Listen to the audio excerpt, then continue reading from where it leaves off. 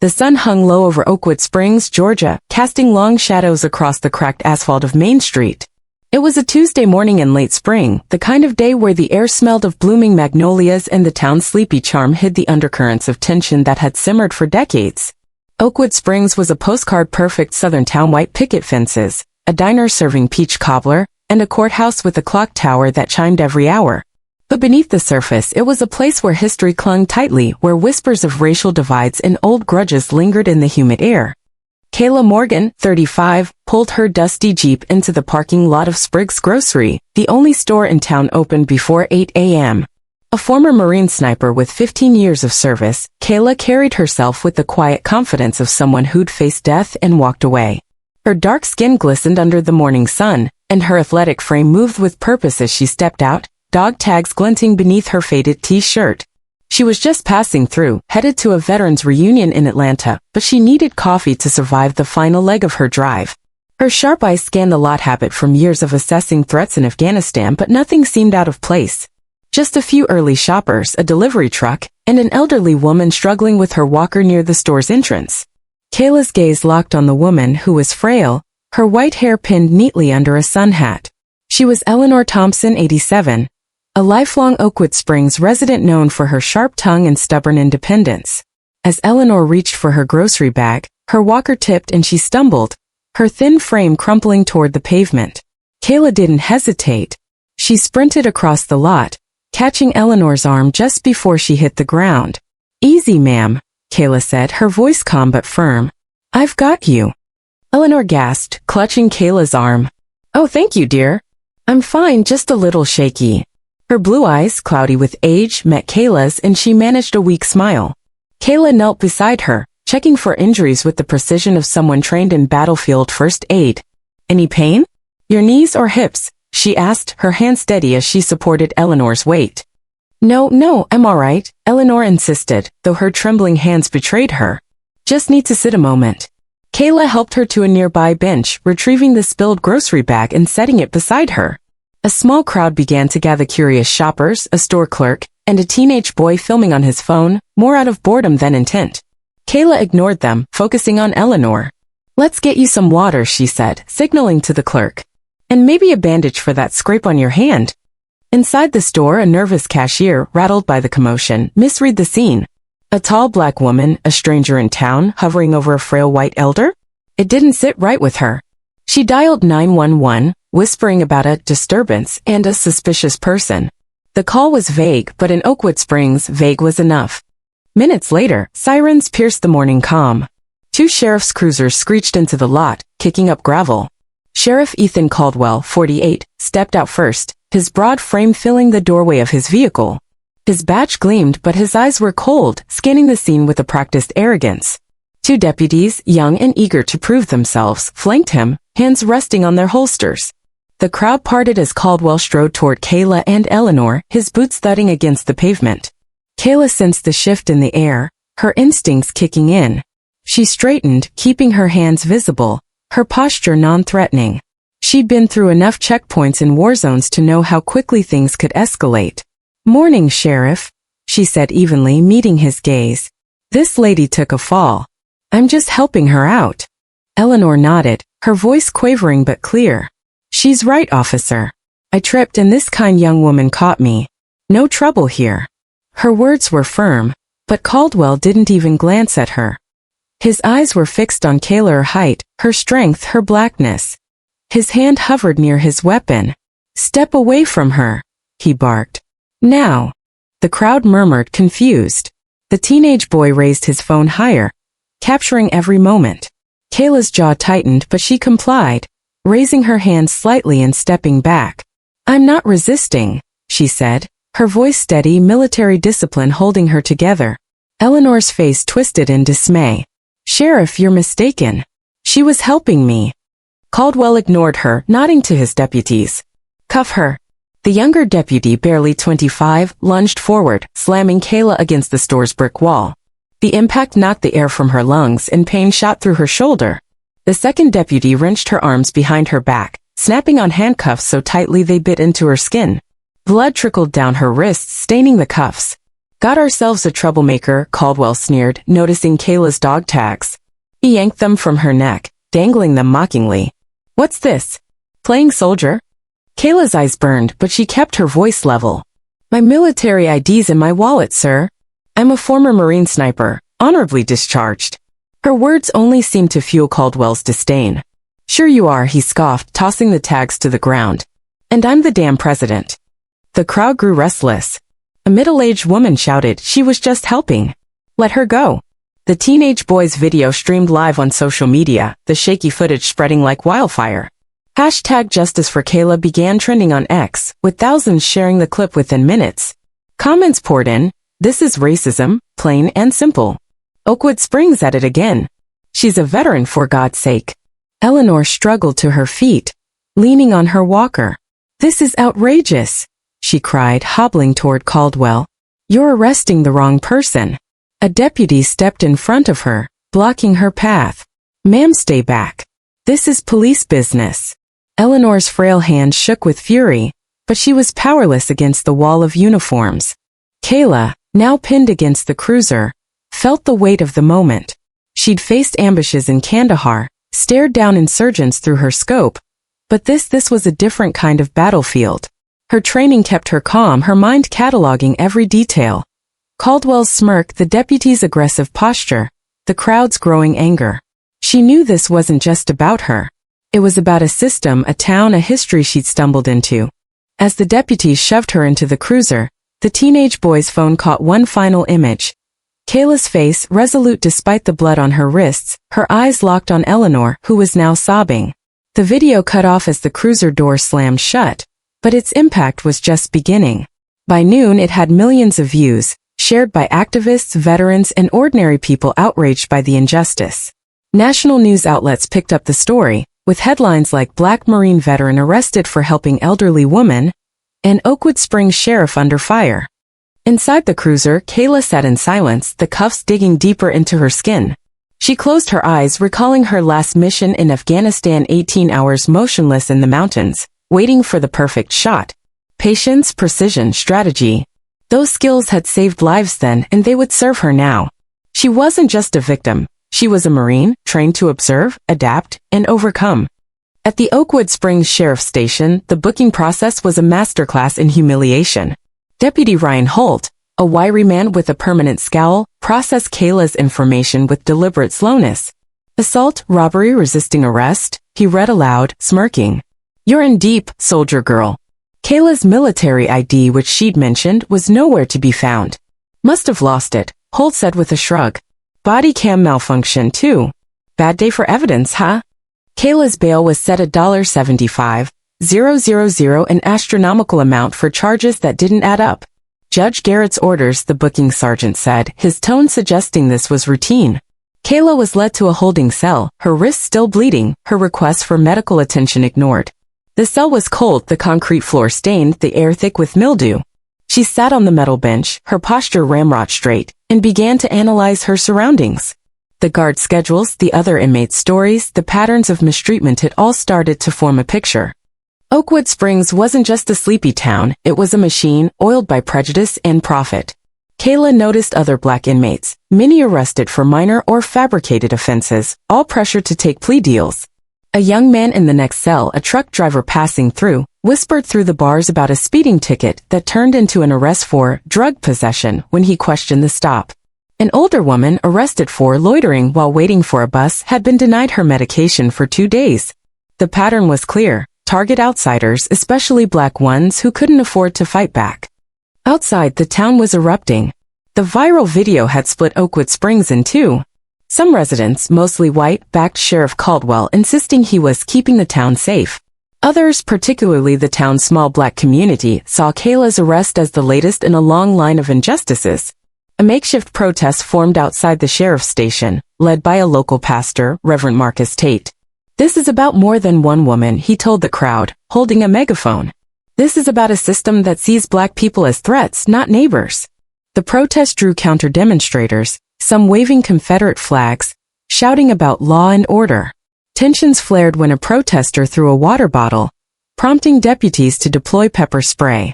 The chaos made the evening news. with footage of tear-streaked faces and waving signs dominating cable networks.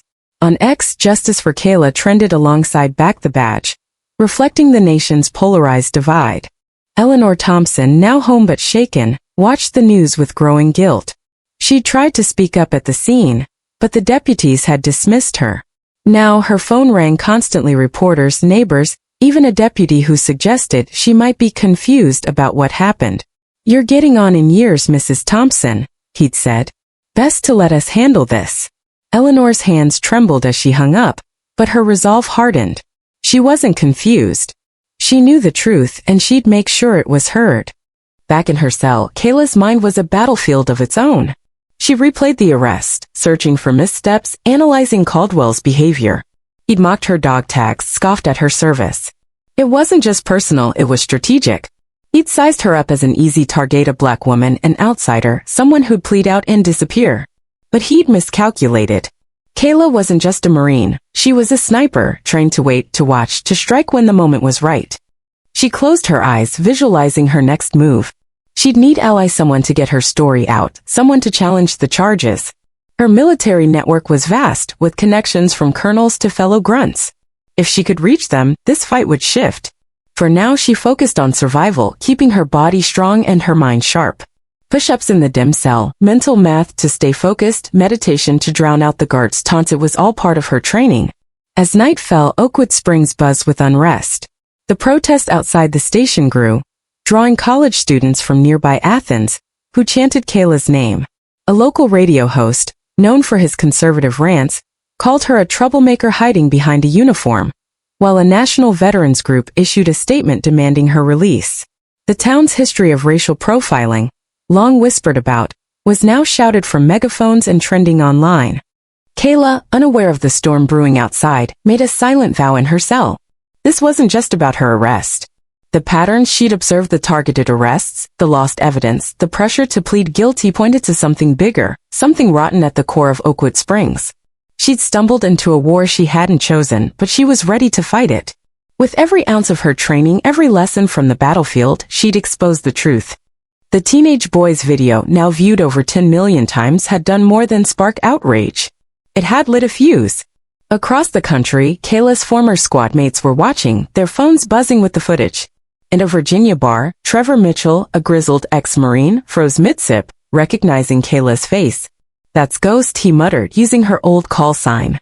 He downloaded the video, enhanced the audio, and sent it to Colonel Laura Bennett with a single line, "We've got a problem." In Washington, Laura stared at her screen, her heart sinking.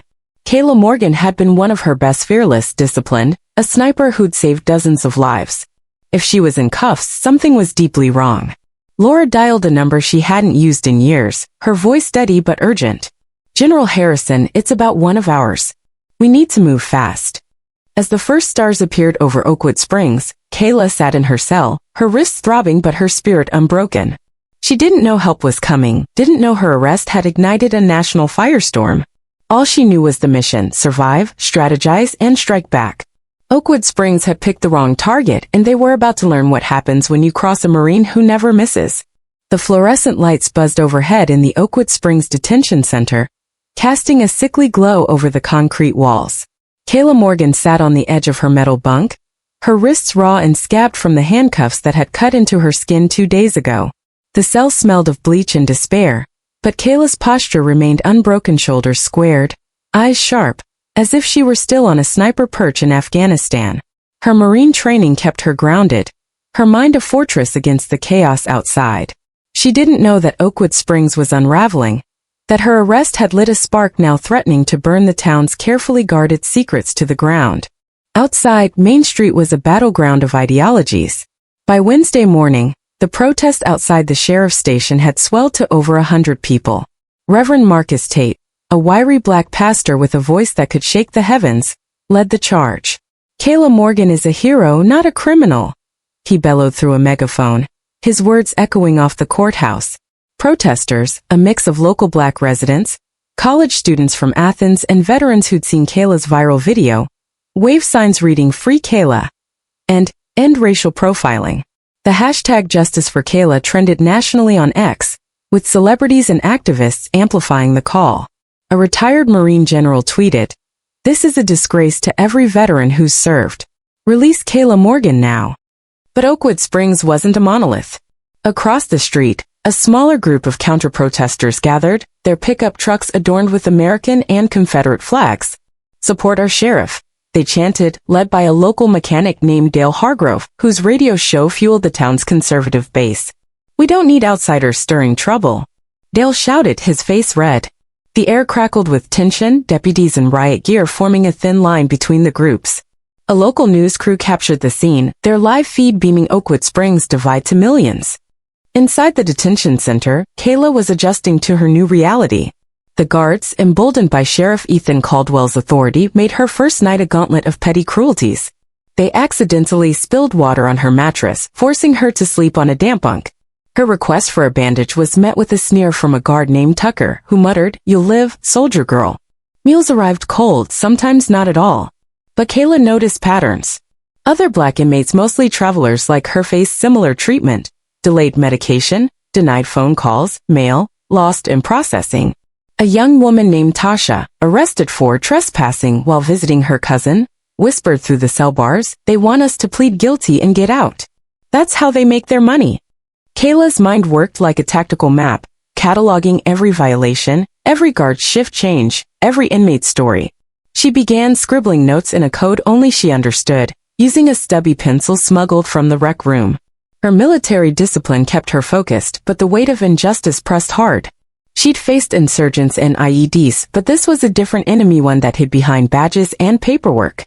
Still, she vowed to fight, not just for herself, but for Tasha, for the truck driver in the next cell, for every soul caught in Oakwood Springs' web. Across town, Nathan Brooks, a 32-year-old public defender, sat in his cramped office, staring at Kayla's case file. Fresh out of law school, Nathan was used to plea deals and minor offenses, not high-stakes cases splashed across CNN. His tie was loose, his desk buried under coffee cups and legal pads.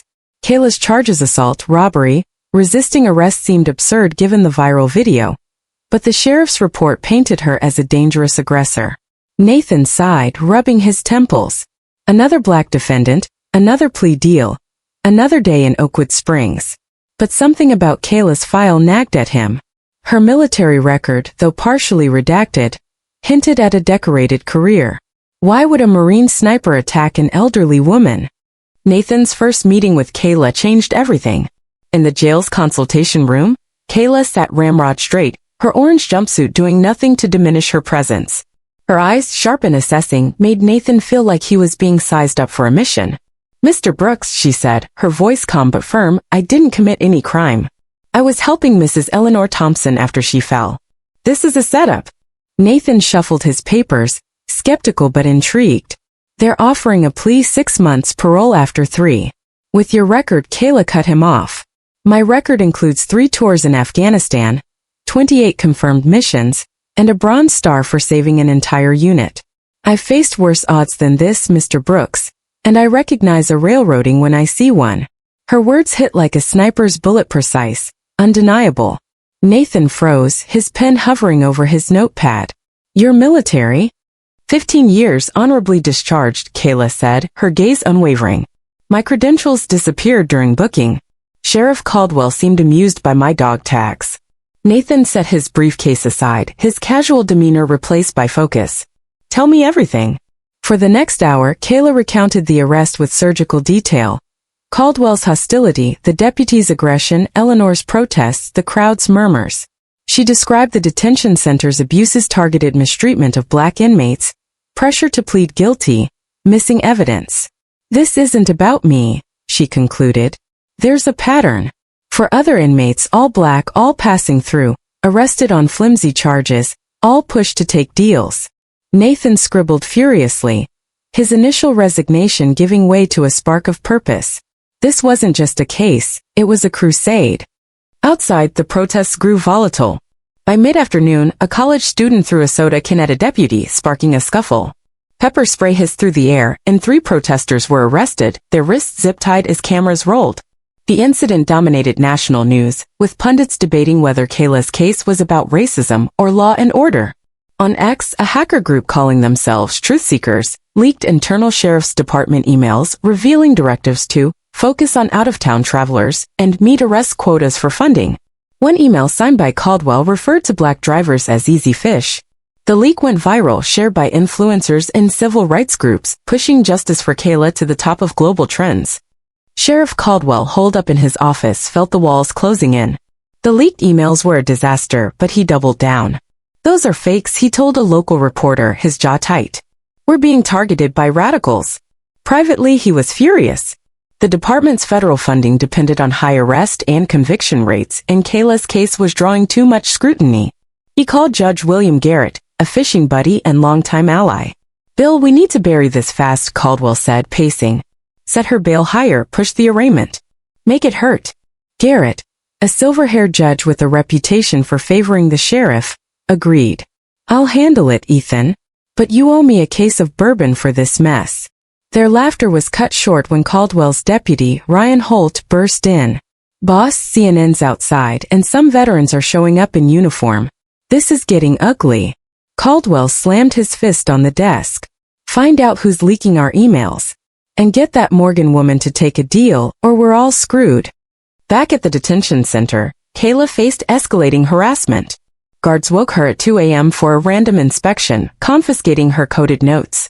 Tucker, the sneering guard, tossed her bunk, muttering, "Keep playing hero, see where it gets you." Kayla stayed silent, her eyes tracking his movements. She dealt with worse sandstorms, sniper duels, sleepless nights in hostile territory. This was just another test of endurance. But the isolation was taking a toll. She hadn't spoken to her family, hadn't been allowed a phone call.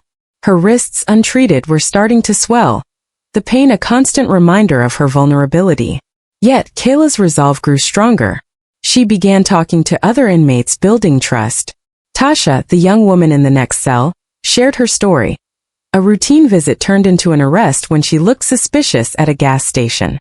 "They said I stole a candy bar," Tasha whispered. "I didn't, but they wanted $5,000 bail. I can't afford that." Kayla listened, her anger tempered by strategy.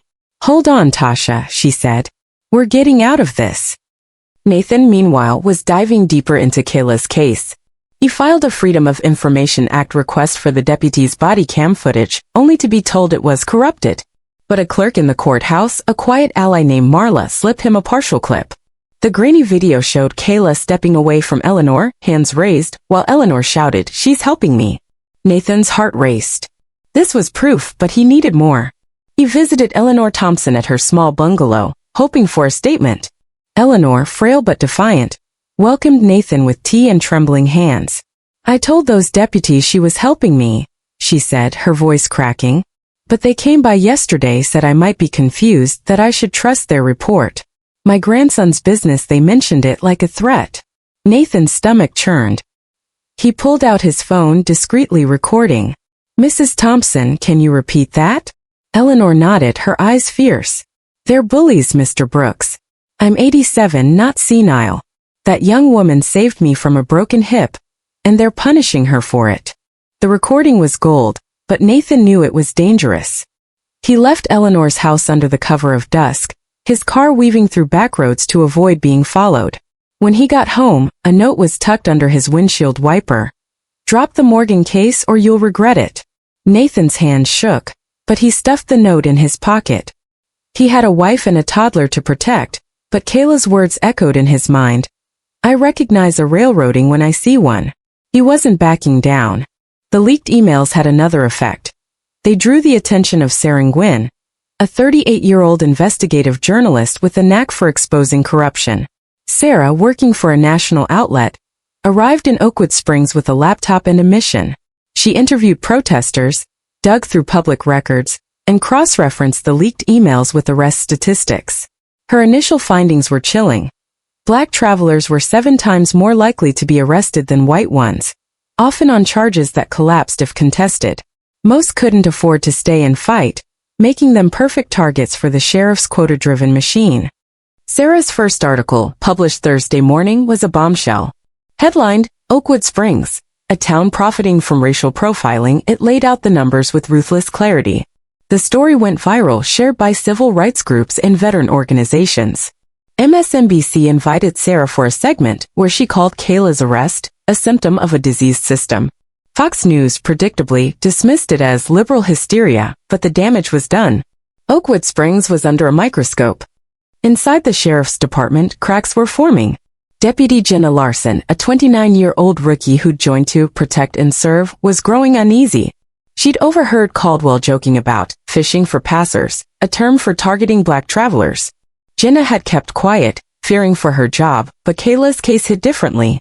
The viral video, the protests, Sarah's article all gnawed at her conscience. During a late-night shift, Jenna accessed the department server, downloading internal memos that confirmed the quota system. Her hands trembled as she saved the files to a USB drive. This was treason in Caldwell's eyes, but Jenna couldn't stay silent. On Friday, the protests reached a boiling point. A group of veterans, organized by an online forum, arrived in Oakwood Springs, standing in silent formation outside the courthouse. Their dress uniforms adorned with medals were a stark contrast to the chaos. Trevor Mitchell, Kayla's former squad mate, was among them, his weathered face set in determination. "Ghost doesn't deserve this," he told a reporter, using Kayla's call sign. "We're here to make sure the truth comes out." The veteran's presence shifted the narrative. Local news, which had leaned toward Caldwell, began questioning the sheriff's actions. A viral photo of a black veteran in a wheelchair, holding a sign that read, "Kayla fought for us. Now we fight for her," tugged at the nation's heartstrings. But Caldwell wasn't fazed. He held a press conference, flanked by deputies, his voice dripping with authority. "This department is under attack by outside agitators," he declared.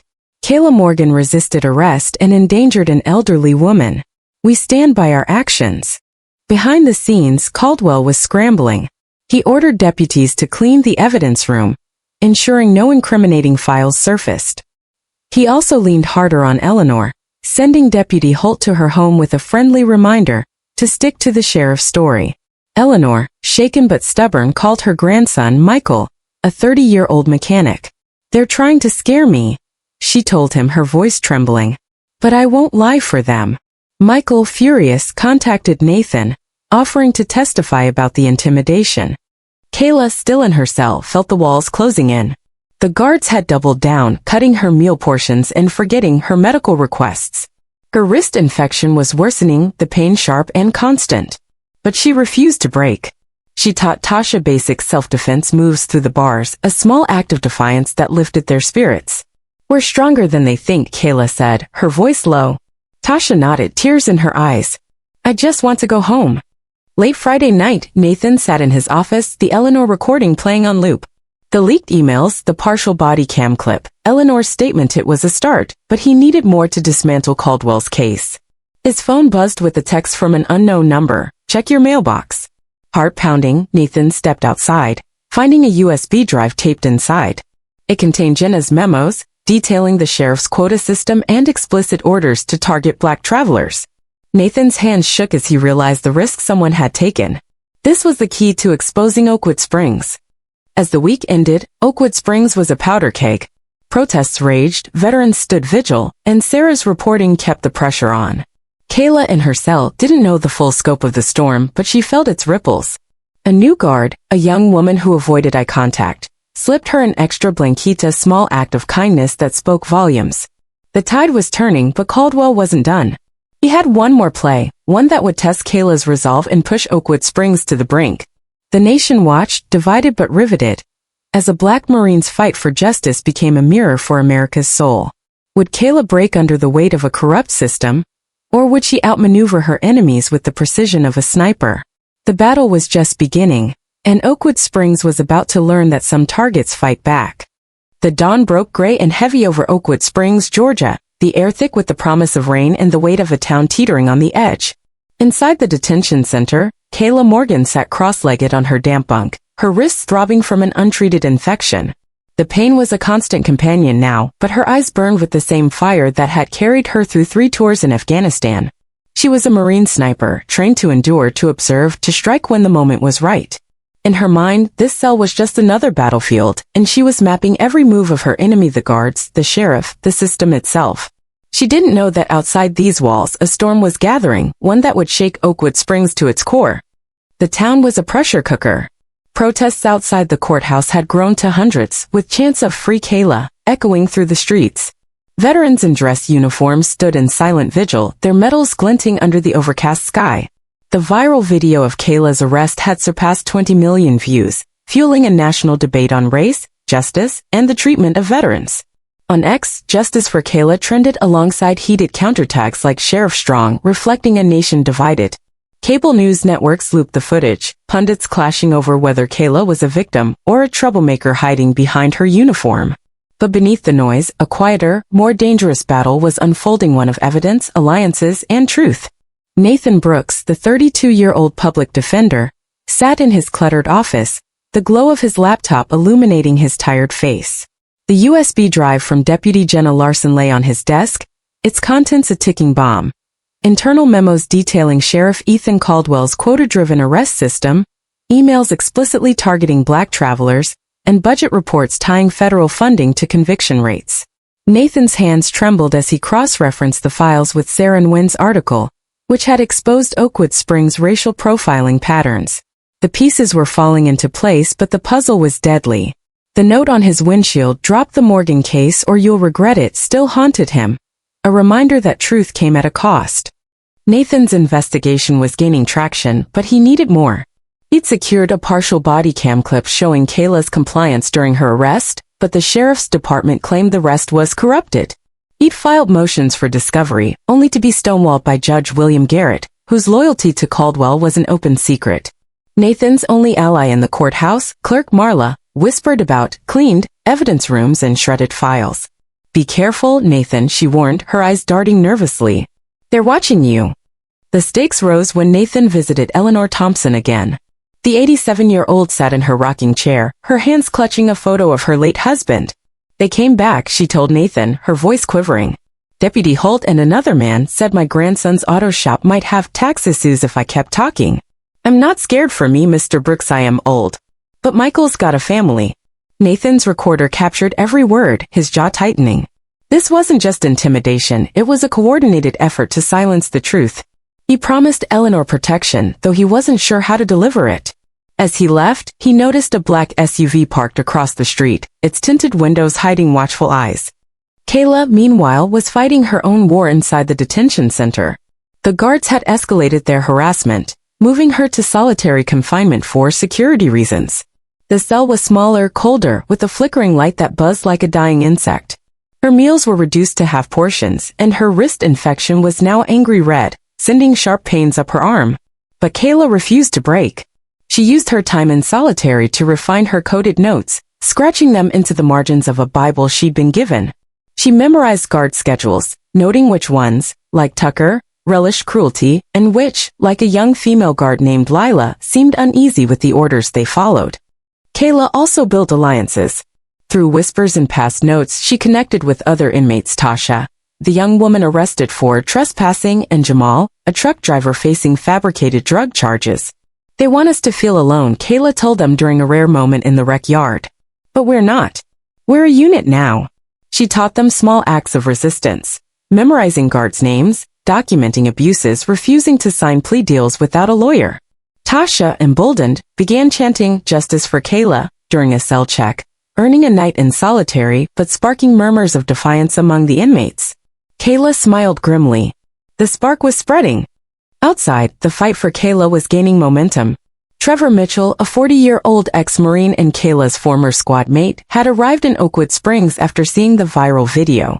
His grizzled face and combat scars drew stares, but his presence galvanized the veterans' vigil. Trevor contacted Colonel Laura Bennett, a 52-year-old officer who'd commanded Kayla during critical missions. Laura, now at the Pentagon, watched the arrest footage with growing fury. Kayla Morgan, call sign Ghost, was one of the finest snipers she'd ever known, with a Bronze Star for saving an ambushed unit. This wasn't just an injustice, it was a betrayal of everything the military stood for. Laura called General James Harrison, a 62-year-old four-star general known for his zero-tolerance stance on discrimination. "Sir, we have a situation," she said, her voice clipped. "Master Sergeant Kayla Morgan arrested under suspicious circumstances in Georgia. She's one of ours." Harrison's response was immediate. Send me everything. I want eyes on this. Within hours, military intelligence analysts were legally reviewing public records on Oakwood Springs, their preliminary report flagging concerning patterns in arrest data. Harrison, a man who'd seen too many veterans mistreated, vowed to act. If this is what it looks like, he told Laura, I'll handle it personally. Sarah Gwynn, the investigative journalist, was another force closing in. Her second article, published Saturday, dug deeper into Oakwood Springs' finances. Using public records and Jenna's leaked memos, she revealed that Sheriff Caldwell's department received $2 million annually in federal grants tied to arrest and conviction rates. Black travelers unlikely to contest charges were perfect targets for boosting those numbers. The article included a damning quote from an anonymous deputy. Caldwell calls it fishing season when I-95 traffic picks up. Shared over 100,000 times on X, the story drew the attention of the FBI's Civil Rights Division, which quietly opened a preliminary inquiry. But Caldwell wasn't going down without a fight. He launched a counteroffensive, spreading a rumor through local media that Kayla had been involved in a controversial classified mission in Afghanistan, implying she was unstable. The story, picked up by a conservative radio host, painted her as a trained killer with a dark past. The smear campaign backfired when Trevor and other veterans took to X, sharing stories of Kayla's heroism, how she'd saved a wounded comrade under fire, how her sniper shots had stopped an insurgent attack. Ghost isn't unstable, Trevor tweeted. She's a damn hero. The hashtag Kayla is a hero began trending, countering the lies. The smear hit Kayla hard, though. In solitary, she overheard guards whispering about her dangerous past, their taunts laced with new venom. Heard you're a loose cannon, Tucker sneered, sliding her tray under the door. Kayla stayed silent, but the isolation gnawed at her. She thought of her family, her mother in Chicago, her brother in the Navy who hadn't heard from her. Were they seeing these lies? She pushed the thought aside, focusing on her mission, expose the system, protect the others, survive. Nathan faced his own crisis. Late Saturday night, his car was vandalized outside his apartment, window smashed, tires slashed, traitor spray painted in red. His wife, Emily, begged him to drop the case. We have a daughter, Nathan, she said, tears streaming. What if they come for us? Nathan's heart sank, but Kayla's words echoed. This isn't about me. He kissed Emily's forehead. I can't let them win, Em. Not like this. He moved his family to a hotel under an assumed name, his resolve hardened but his fear real. Jenna Larson, the deputy who'd leaked the memos, was unraveling under the pressure. Caldwell had grown suspicious, ordering random desk checks and server audits. Jenna's palms sweated every time he passed her in the hall, his eyes narrowing. She confided in Nathan during a clandestine meeting in a diner parking lot, her voice shaking. I didn't sign up to hurt people, she said, handing him another USB drive with dispatch logs showing targeted traffic stops on I-95. Caldwell's got a playbook. Pull over black drivers, escalate minor infractions, pressure for pleas. Kayla's just the one who fought back. Nathan nodded, slipping the drive into his pocket. You're doing the right thing, Jenna. But watch your back. The investigation took a dangerous turn when Nathan's office was broken into Sunday night. Files were stolen, his computer hacked, and a dead rat left on his desk with a note. Last warning. Nathan called Marla, who confirmed the sheriff's department was purging records. Desperate, he reached out to Sarah Gwynn, sharing Jenna's files and Eleanor's recording. Sarah, working around the clock, verified the data, her next article already taking shape. This is bigger than Kayla, she told Nathan over a secure call. Oakwood Springs is a microcosm of systemic corruption. Kayla's health was deteriorating. The infection in her wrist had spread, her fever spiking to 102 degrees. She pounded on her cell door, demanding a doctor, but Tucker laughed. File a complaint, princess. Lila, the young guard, hesitated, her eyes flickering with guilt. Later, she slipped Kayla a bandage and a bottle of water, whispering, I'm sorry. Kayla nodded, sensing an ally. You don't have to follow them, she said softly. Lila walked away, her shoulders tense. In a desperate act of resistance, Kayla organized a silent protest in the detention center. During a rec yard session, she signaled Tasha and Jamal to sit in formation, refusing to move when ordered. Other inmates joined, their silence louder than any chant. The guards, rattled, called for backup, But the standoff ended peacefully when Lila intervened, convincing Tucker to back off. The incident spread among inmates, a small victory that fueled Kayla's hope. She smuggled a coded note to Lila, asking her to deliver it to anyone fighting for me. Lila tucked it in her pocket, unsure but moved. The military's involvement escalated the stakes. Colonel Laura Bennett arrived in Oakwood Springs Monday, her crisp uniform a stark contrast to the town's chaos. She met Nathan in a coffee shop, her presence drawing stares. "Kayla Morgan served under me for 6 years," Laura said, her voice steel. "She's not just a Marine, she's a lifesaver. Whatever she's accused of, it's a lie." She shared declassified portions of Kayla's record, including her Bronze Star citation. Nathan, overwhelmed, realized he wasn't just defending a client, was fighting for a hero. Laura also contacted General James Harrison, who was now reviewing a military intelligence report on Oakwood Springs. The report, using public data, confirmed Sarah's findings. Arrest patterns violated federal civil rights statutes. Harrison scheduled a call with the Georgia governor, his influence a looming threat. "If this is systemic," he told Laura, "heads will roll." He activated a legal team, including military attorney Sofia Rivera, a 45-year-old powerhouse with a reputation for dismantling corrupt systems. Sarah's third article hit Tuesday, a gut punch titled "The Price of Justice: How Oakwood Springs Profits from Prejudice." It detailed financial ties between Caldwell, Judge Garrett, and Oakwood Detention Partners, a private prison contractor. Arrests meant more inmates, more funding, more kickbacks. The story included Jenna's dispatch logs showing 85% of I-95 stops targeted black drivers. Shared by the ACLU and NAACP, it prompted protests in Atlanta and calls for a federal investigation. The FBI's inquiry expanded, agents quietly interviewing former inmates who'd faced similar charges. Caldwell's response was ruthless. He pushed up Kayla's arraignment, hoping to rush a conviction before the feds closed in. He also leaned on Judge Garrett to deny Nathan's motions for bail reduction and evidence discovery. "She's a flight risk," Caldwell told Garrett over bourbon at the country club. "A sniper, Bill. Dangerous." Garrett nodded, but his hands shook. The protests, the articles, the veteran, she knew the walls were closing in. The smear campaign intensified. A local blog, likely fed by Caldwell, claimed Kayla had PTSD-fueled outbursts during her service, citing anonymous military sources. The lie spread, picked up by a national tabloid. Trevor countered with a viral video, standing outside the courthouse in his dress blues. "I served with Ghost," he said, his voice raw. "She saved my life in Kandahar. Anyone calling her unstable is a coward." The video got 5 million views, but the damage was done. Some in Oakwood Springs now saw Kayla as a threat. Nathan's personal life crumbled under the pressure. Emily, his wife, moved to her parents' house with their daughter, leaving a note, "I love you, but I can't lose you." Nathan, alone in his hotel room, stared at Jenna's files, Eleanor's recording, and Kayla's record. He was out of his depth, but Sofia Rivera's arrival changed that.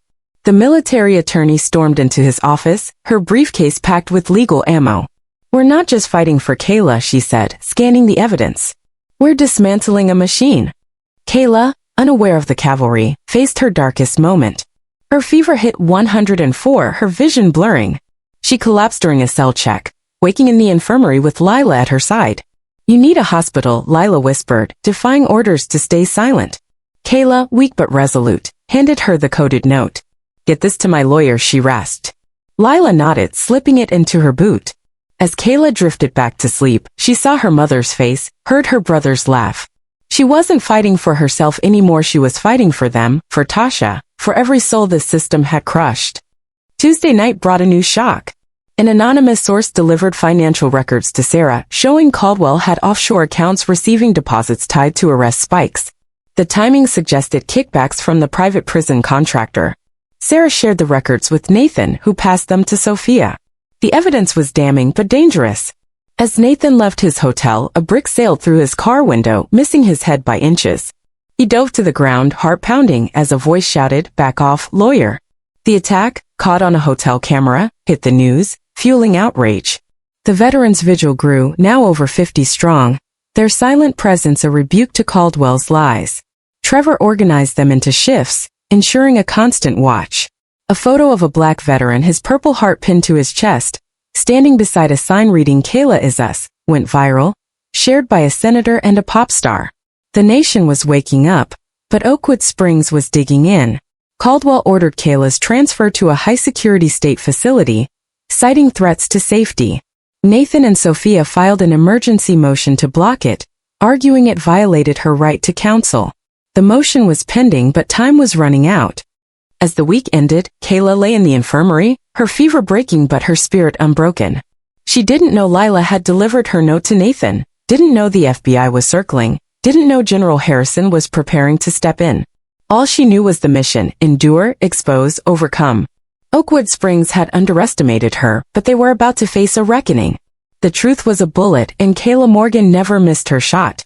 The Oakwood Springs courthouse loomed like a fortress under a bruised sky, its clock tower ticking toward a reckoning.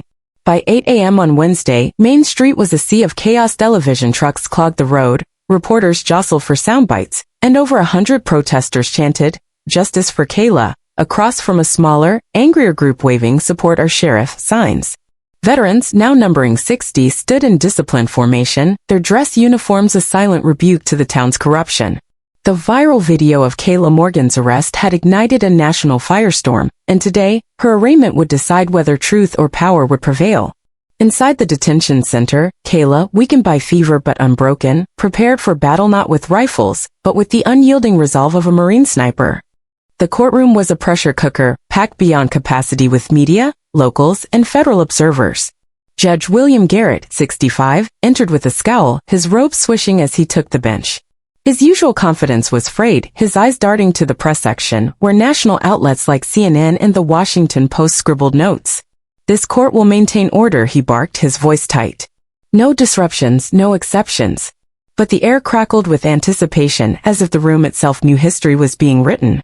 Kayla was led in, her orange jumpsuit replaced by a simple navy blazer provided by her legal team. Her wrists, still scarred from the handcuffs, were visible, a quiet testament to her ordeal. Despite her pallor from the infection, her posture was military precise, her eyes scanning the room like a battlefield. The gallery murmured, struck by her composure. Nathan Brooks, her public defender, stood beside her, his tie slightly askew but his resolve ironclad. Beside him was Sophia Rivera, the military attorney, her sharp gaze fixed on Garrett. The defense was ready, armed with evidence that could topple a corrupt empire. Prosecutor David Kessler, a slick 40-year-old with a reputation for winning, opened with a venomous narrative. "Your Honor, Kayla Morgan is a trained killer," he declared, pacing dramatically.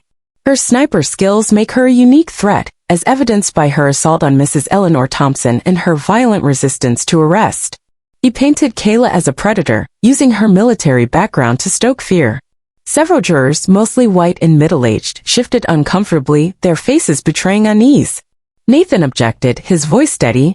"The prosecution is prejudicing the court by misrepresenting my client's honorable service." Garrett waved him off. "Overruled. Proceed." The prosecution's first witness was Dr. Leonard Hayes, a psychologist who'd never met Kayla. Veterans with combat experience often suffer PTSD, leading to unpredictable behavior, he testified, his tone academic but damning. Sophia's cross-examination was surgical. "Dr. Hayes, have you reviewed Ms. Morgan's military evaluations, which show no PTSD diagnosis?" she asked, holding up declassified documents. Hayes stammered, admitting he hadn't. "And isn't it true you're paid by Oakwood Detention Partners, the same company profiting from high incarceration rates?"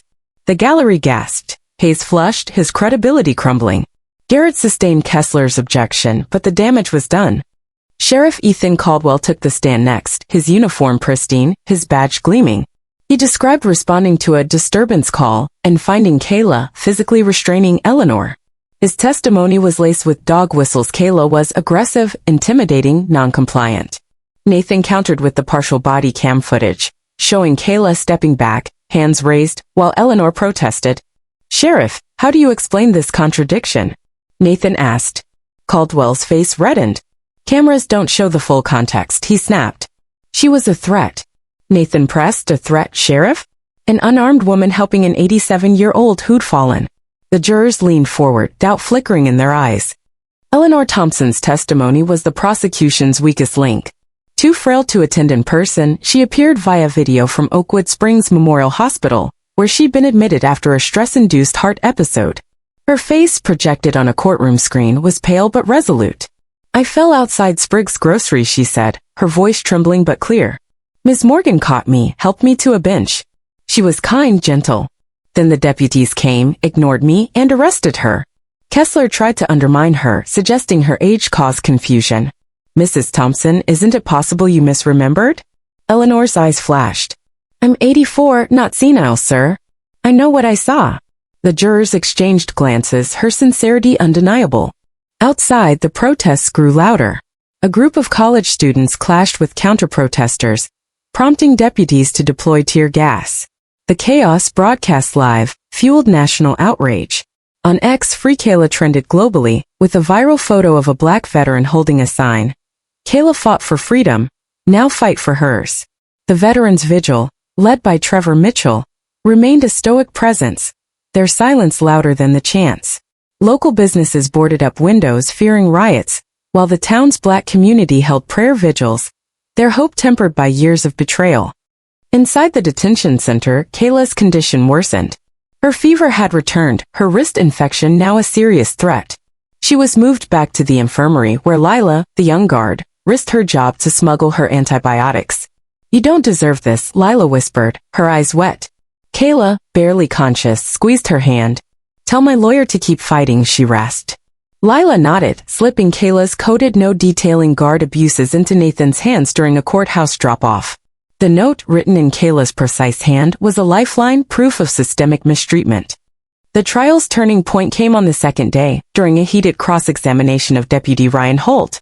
Nathan grilled him on inconsistencies in his report, which mirrored other deputies' accounts word for word. "Deputy Holt, did you coordinate your testimony?" Nathan asked, holding up the reports. Holt squirmed, his eyes darting to Caldwell. "No, sir," he lied. Nathan played Jenna Larson's dispatch logs, showing Holt had been ordered to embellish Kayla's resistance. The gallery erupted. Garrett pounded his gavel. "Order," he shouted, but the jurors' faces showed shock. Holt, cornered, admitted, "I was told to make it sound worse." Kessler's objection was overruled, a rare crack in Garrett's armor. Jenna Larson's testimony was the prosecution's death knell. Taking the stand against orders, she faced Caldwell's glare but held her ground. "The department has unofficial quotas," she said, her voice steady. "We're told to target black travelers on I-95, escalate minor stops, and push for pleas." Ms. Morgan's arrest followed that playbook. She presented unedited body cam footage, preserved on her personal drive, showing Kayla's calm compliance and Eleanor's protests. Technical analysis confirmed its authenticity, unlike the corrupted version Caldwell provided. The jurors gasped as the footage played, the truth undeniable.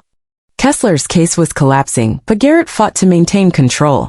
He limited Sophia's questions, deemed Jenna's memos inadmissible, and blocked testimony about Kayla's military service as irrelevant. Nathan and Sophia objected at every turn, building a record for appeal. But the courtroom dynamics shifted when General James Harrison entered on the third day, his four-star uniform a beacon of authority. The gallery fell silent as he took a seat behind Kayla, his stern gaze fixed on Garrett. His presence sent a clear message: the military was watching, and it wasn't pleased. Harrison's arrival electrified the room. Deputies on the stand grew hesitant, their testimony peppered with "to the best of my recollection." Kessler's confidence waned, his voice cracking as he questioned witnesses. The jurors, once skeptical of Kayla, now leaned forward, their notepads filled with questions. Outside, the Veterans Vigil swelled, their formation a wall of honor. Trevor organized a press conference, his voice raw. "Ghost Kayla Morgani's a hero," he said. "This town tried to break her, but they broke themselves instead." The clip aired on MSNBC, amplifying the pressure. The prosecution's final blow came when Nathan uncovered hidden evidence, complete recordings of Eleanor's initial statements at the scene, confirming Kayla's innocence. Kessler claimed administrative oversight, but Sophia pounced. "This is the third piece of exculpatory evidence concealed by the prosecution," she told the court. "It's not oversight, it's misconduct." Garrett, sweating, sustained Kessler's objection, but the jurors' faces showed distrust. The trial was slipping from his grasp. As the prosecution rested, Kessler made a desperate move. During a recess, he approached Nathan and Sophia. "We'll drop all charges," he whispered, his arrogance gone. "Full dismissal, no conditions." Sophia crossed her arms. "Not enough. We want dismissal with prejudice, a public apology, and full disclosure of the department's quotas. Nathan added, the FBI's in the back row, David. Your time's running out. Kessler's face paled, but he nodded, knowing the case was lost. Back in session, Kessler rose, his voice subdued. Your Honor, the prosecution moves to dismiss all charges against Ms. Morgan. The gallery buzzed, but Garrett, desperate to salvage his authority, shocked the room. Motion denied, he declared. This court will see these charges through to verdict. Nathan was on his feet. Your Honor, the prosecution has withdrawn. You lack authority to continue. Garrett's face reddened. This court decides justice, Counselor. His ruling, legally dubious, sent murmurs through the press section. Legal analysts on X called it unprecedented judicial overreach. The courtroom descended into chaos, but a new shock silenced it. The doors swung open and Judge Daniel Coleman, a federal district judge, entered flanked by marshals. I have emergency orders superseding local jurisdiction, he announced, his voice commanding. Evidence of civil rights violations and judicial misconduct necessitates federal oversight. Garrett froze, his gavel midair. Coleman approached the bench, his presence calm but unyielding. Judge Garrett, you are relieved. Garrett, ashen, removed his robe and exited, his empire crumbling in real time. Coleman took the bench, his eyes sweeping the room. All charges against Ms. Kayla Morgan are dismissed with prejudice, he declared. This court apologizes for the injustice she has endured. The gallery erupted in cheers, reporters scrambling to file stories. Kayla stood, her face composed but her eyes wet. General Harrison rose, standing beside her, his 4 stars a symbol of vindication. The Momenta Black Marine, a 4-star general, a federal judge, crystallized a historic triumph over corruption. Kayla was given the floor. Her voice, clear despite her weakness, carried the weight of her ordeal. I knew wearing a uniform wouldn't shield me from prejudice, she said. What happened here happens to Black Americans every day, profiled, arrested, silenced. I stand for them, for every person this system tried to break. Her words, broadcast live, resonated nationwide, sparking tears and applause. On X, Kayla Speaks trended, her speech shared by millions. Outside, the protests turned celebratory, though tensions lingered. Counter-protesters dispersed, their shouts drowned by chants of victory. The veterans broke formation, embracing Trevor, who wiped tears from his eyes. Saren Wen's live report for CNN captured the scene. Kayla Morgan's case has exposed a rot in Oakwood Springs, and today, justice prevailed. But the fight wasn't over. Federal agents raided the sheriff's evidence room and Garrett's chambers, seizing documents and computers. Caldwell, attempting to flee, was arrested at the county line, his handcuffs a poetic irony. Kayla, released from the infirmary, stepped into the courthouse corridor, her blazer wrinkled but her spirit radiant. Nathan hugged her, his voice choked. You did it, Kayla. She shook her head. We did it. Sophia, ever professional, smiled. This is just the beginning. As Kayla walked outside, the crowd roared, cameras flashing. She raised a fist, a Marine salute to resilience. The nation watched, inspired but sobered, knowing one victory didn't end the war. The sun rose over Oakwood Springs, Georgia, casting a golden glow on a town forever changed. It was a crisp autumn morning, 1 year after Kayla Morgan's wrongful arrest had sparked a national reckoning. The courthouse clock tower, once a symbol of unchecked power, now stood as a reminder of justice hard-won. Main Street, scarred by protests and tear gas, buzzed with cautious hope. New faces patrolled as deputies, community boards met in church basements, and the wounds of division began to heal. Kayla, once handcuffed and humiliated, had become a beacon of resilience, her story a catalyst for change that rippled far beyond this small southern town. Kayla stood before the reformed Oakwood Springs Sheriff's Department, her Marine posture unwavering despite the weight of the past year. At 35, she carried the scars of her ordeal, literal ones on her wrists, emotional ones in her heart, but her eyes shone with purpose. Today, she would administer the oath to the department's newest recruits, a diverse class of officers, Black, Latino, Asian, and white, committed to a vision of policing rooted in equity. The ceremony, held on the courthouse lawn, was broadcast live on national networks, a testament to the case's enduring impact. Thousands watched, from veterans in VFW halls to families in living rooms, as Kayla prepared to close a chapter and open a new one. The aftermath of Kayla's trial had been seismic. Sheriff Ethan Caldwell and 7 deputies faced federal indictments for civil rights violations, evidence tampering, and corruption, their handcuffs a bitter irony. Former Judge William Garrett, stripped of his robe, was under investigation by a judicial review board. His financial ties to Oakwood Detention Partners exposed in excruciating detail. The private prison contractor, hemorrhaging contracts, filed for bankruptcy, its profiteering model dismantled by public outrage and federal scrutiny. The Department of Justice launched a sweeping probe into Oakwood Springs and similar jurisdictions, uncovering patterns of quota-driven arrests nationwide. Kayla, freed but forever changed, didn't rest. Within months, she founded the Morgan Justice Foundation, a nonprofit dedicated to supporting veterans and others facing wrongful prosecution. Headquartered in Atlanta, the foundation provided legal aid, mental health resources, and advocacy, with a focus on Black travelers targeted by predatory policing. Kayla's first case was Tasha, the young woman from the detention center, whose trespassing charge was dismissed with the foundation's help. Tasha, now a paralegal student, called Kayla her guardian angel, a title Kayla brushed off. "We lift each other up," she said, her voice steady. The foundation grew, funded by donations from veterans groups, civil rights organizations, and even a celebrity rapper who'd shared justice for Kayla. Nathan Brooks, the public defender thrust into the spotlight, emerged as a civil rights champion. At 33, he left Oakwood Springs to start a law firm in Atlanta, specializing in exposing systemic discrimination in rural justice systems. Backed by Kayla's foundation, Nathan took on cases across the South, from Alabama to Mississippi, challenging sheriffs and judges who preyed on the vulnerable. His wife, Emily, returned with their daughter, their marriage stronger for the trials they'd faced. Nathan's office wall held a framed photo of Kayla in her Marine uniform, a reminder of the case that changed his life. "She showed me what courage looks like," he told a TED Talk audience, his voice breaking. Eleanor Thompson, the 87-year-old whose fall had sparked it all, became an unlikely advocate. Recovered from her hospital stay, she spoke at community forums, her frail voice cutting through skepticism. "I saw injustice up close," she told a packed church, her grandson Michael at her side. "At my age, silence isn't an option." Eleanor and Kayla formed a bond, meeting weekly for tea, their friendship a quiet rebuke to the town's racial divide. When Eleanor passed away 6 months later, she left a bequest to the Morgan Justice Foundation, her final act of defiance against the system that had tried to silence her. Deputy Jenna Larson, whose leaked memos broke the case open, was named interim sheriff at 29, a role she accepted with trepidation but resolve. She overhauled the department, mandating body cameras with strict preservation protocols, creating a community oversight board with Black and Latino representation, and diversifying hiring. Jenna faced backlash, death threats, slashed tires but stood firm. "I became a cop to protect, not prey," she told a CNN interviewer. Her first recruit class, sworn in by Kayla, symbolized a new era.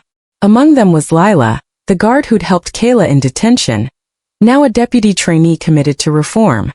The Veterans Vigil, led by Trevor Mitchell, evolved into the WatchGuard program, a national initiative training observers to monitor courtrooms where minority veterans face charges. Their silent discipline presence deterred judicial misconduct, their combat decorations a visual challenge to corrupt systems. Trevor, 40, traveled the country, training teams in cities from Chicago to Houston. "Kayla's fight wasn't just hers," he said at a veterans conference. "It's ours." The program, funded by grants and grassroots donations, became a model for community oversight, its logo a Marine Eagle clutching scales of justice seen in courtrooms nationwide. Saren Wynn's reporting earned her a Pulitzer Prize, her methodical exposure of Oakwood Springs corruption sparking investigations in dozens of jurisdictions. Her book, Fishing for Justice, The Kayla Morgan Story, became a bestseller, required reading in law schools and police academies. Sarah, 38, used her platform to highlight other victims. From a Black truck driver in Texas to a Latino migrant in Arizona, their stories echoing Kayla's. "Oakwood Springs wasn't unique," she wrote. "It was a warning." Her work inspired a generation of journalists, proving that truth, wielded like a scalpel, could dismantle power. At the Pentagon, General James Harrison, 62, launched the Morgan Initiative, a military-wide program addressing racial bias in and beyond the armed forces. Named for Kayla, it offered resources for veterans facing discrimination and trained leaders to confront systemic racism. Harrison, speaking at the program's launch, called Kayla a warrior who reminded us what we fight for. The initiative partnered with the Morgan Justice Foundation, creating a hotline for veterans in legal trouble. Kayla, invited to the Pentagon, received a standing ovation, her humility silencing the room. "I just did what any Marine would," she said, her voice soft but firm. In Oakwood Springs, the ceremony on the courthouse lawn was a moment of catharsis. Kayla faced the recruits, her Navy suit pressed, her dog tags glinting. The crowd, locals, veterans, reporters, fell silent as she spoke. "Your badge is not a shield," she said, her voice carrying over the grass. "It's a promise to protect all people equally, to face your biases, to stand against injustice, even when it wears your uniform." The recruits, eyes wide, raised their hands, repeating the oath after her. Cameras zoomed in as Kayla's gaze met Jenna's, a shared nod sealing their journey from adversaries to allies. Reverend Marcus Tate, who'd led the protests, offered a closing prayer, his voice trembling. "We've seen darkness, but today we see light." The crowd cheered, but Kayla's thoughts were with those still fighting: Tasha, Jamal, countless others. She stepped off the podium, embracing Trevor, who whispered, "You changed the game, Ghost." Eleanor's grandson, Michael, approached, handing her a photo of Eleanor smiling. "She'd be proud," he said. Kayla nodded, her throat tight, tucking the photo into her pocket. The ceremony's live stream reached millions, trending on X with Kayla oath. Comments poured in, "This is what justice looks like. Kayla Morgan is a national treasure." But the victory was bittersweet. Oakwood Springs scars ran deep. Black residents still eyed deputies warily, and some white locals clung to Caldwell's narrative. The DOJ's probe expanded, uncovering similar systems in 23 states, a sobering reminder that Kayla's fight was one battle in a larger war. Kayla's legacy was her refusal to be just a symbol. She traveled the country, speaking at universities, VFW halls, and Capitol Hill, her story a call to action. On The View, she shared her vision. "Justice isn't a moment, it's a movement. Every person targeted by this system deserves a voice." Her words inspired grassroots campaigns, from voter drives to police reform bills. A documentary, Sniper for Justice, won awards, its footage of Kayla's courtroom speech moving audiences to tears.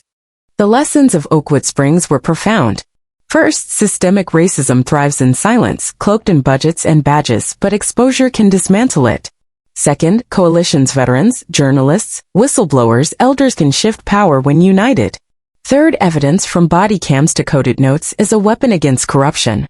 Fourth, those with privilege, like Nathan or Jenna, must risk it for change.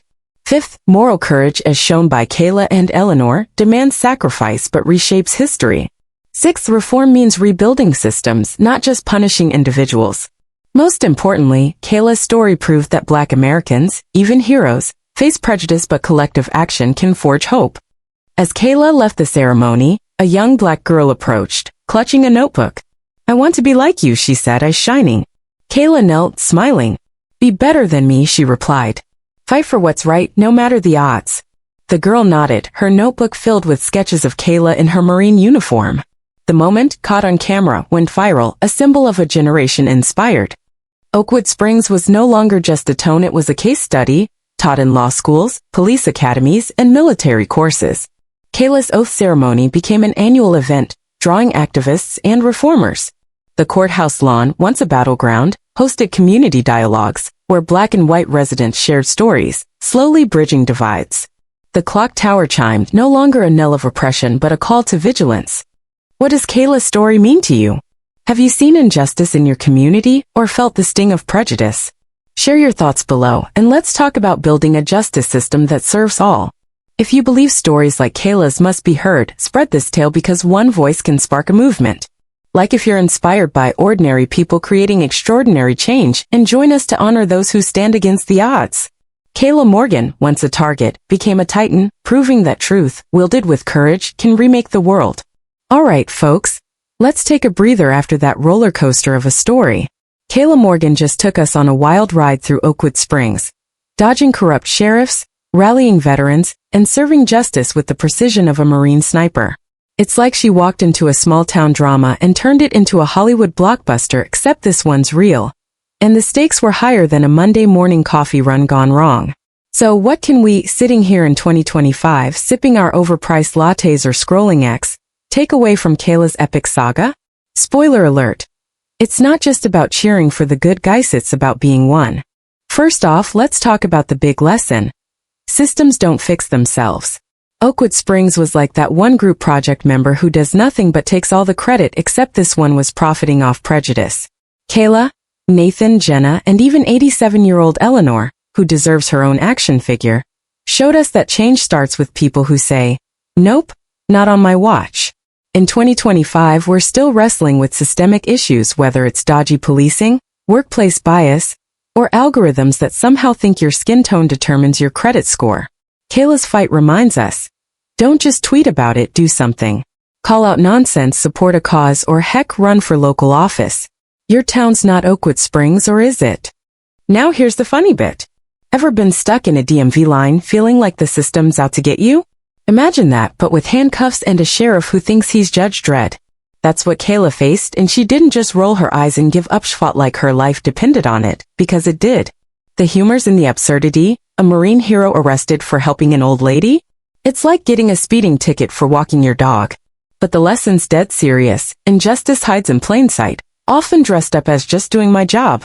So, next time you see something sketchy, a shady policy, unfair rule, channel Kayla and ask, who's profiting from this mess? Let's get real for a second. In today's world, with X posts flying faster than a viral cat video, it's easy to feel powerless. But Kayla's story proves one person, backed by a squad of believers, can flip the script. Think about it. A public defender with a second-hand suit, a rookie deputy risking her badge, and a grandma with a walker took down a corrupt empire. It's like the Avengers, but with less spandex and more paperwork. In 2025, we've got tools Kayla didn't apps to report abuses, platforms to amplify voices, even AI to crunch data like Sarangwin on steroids. So what's stopping you from being the Nathan or Jenna in your corner of the world? Here's where you come in. Have you ever seen something unfair and thought somebody should fix that? Maybe it was a coworker passed over for a promotion, a neighbor hassled for no reason, or a policy that smells like last week's leftovers. Drop a comment below and tell us, what's your Oakwood Springs moment and how did you handle it? Or if you're feeling bold, what's one thing you do to make your community fairer? Let's get a conversation going because, as Kayla proved, voices together are louder than any sheriff's siren.